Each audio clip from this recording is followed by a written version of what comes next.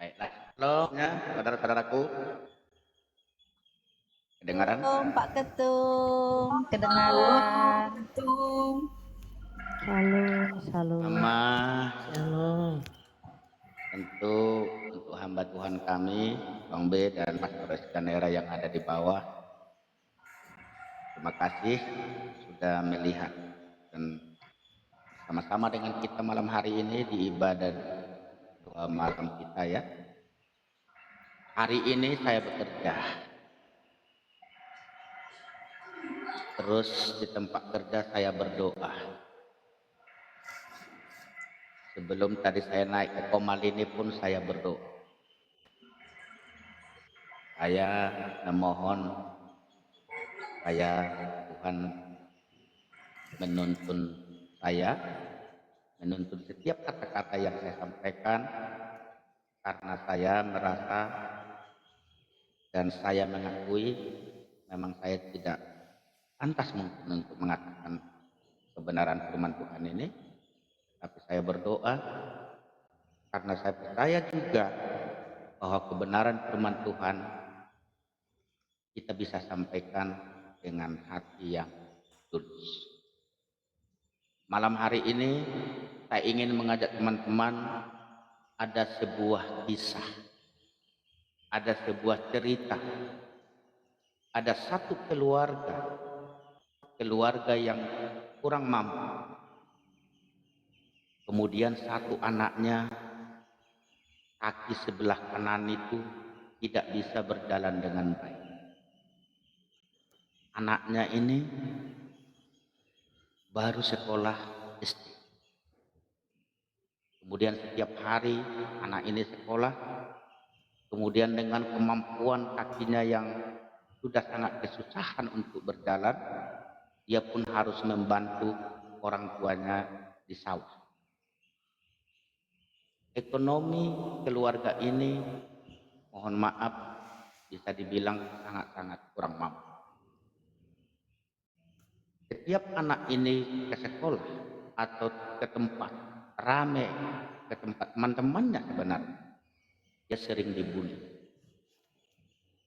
Dia sering dibully oleh teman-temannya, tetapi dia terus sekolah tidak pernah mundur, sekalipun dia dibully oleh teman-teman. Kenapa? Karena ketika teman-temannya mungkin diajak olahraga, dia tidak bisa. Jadi dia sering menjadi bulan-bulanan bagi teman-temannya ketika di tempat bermain, ketika di sekolah. Pada suatu ketika, dia benar-benar luar biasa dibully dan diejek oleh teman-temannya. Bahkan dia diancam bahwa dia akan dilempar ke sungai kalau dia tidak melepaskan tongkat yang dia dapat. Dia kan pakai tongkat. Dia diancam oleh teman-temannya, kamu akan kami buang ke sungai kalau kamu tidak lepas tongkatmu. Padahal sebenarnya teman-temannya tahu bahwa dia tidak bisa berjalan tanpa tongkat itu. Tetapi karena dia orang yang sangat baik dan tidak mau membalas apapun yang diperbuat oleh teman-teman, dia tidak mau melepas tongkat itu. Akhirnya dia dikejar oleh teman-temannya.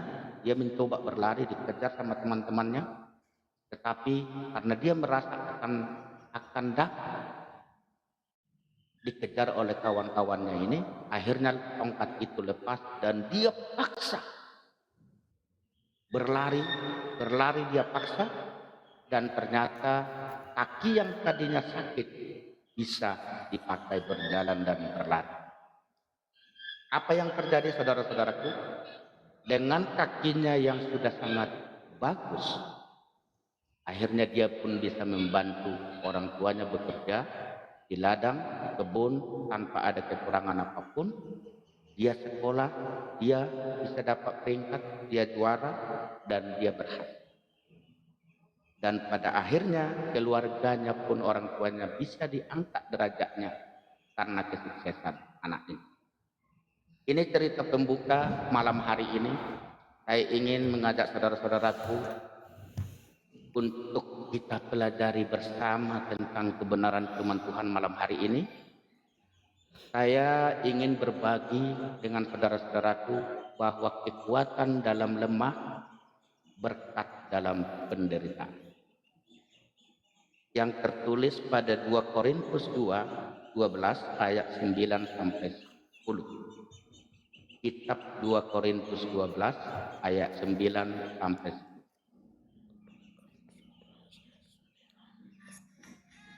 2 Korintus 12 ayat 9 sampai 10 ya. Saya akan bacakan. Perikopnya, Paulus menerima penglihatan dan penyataan.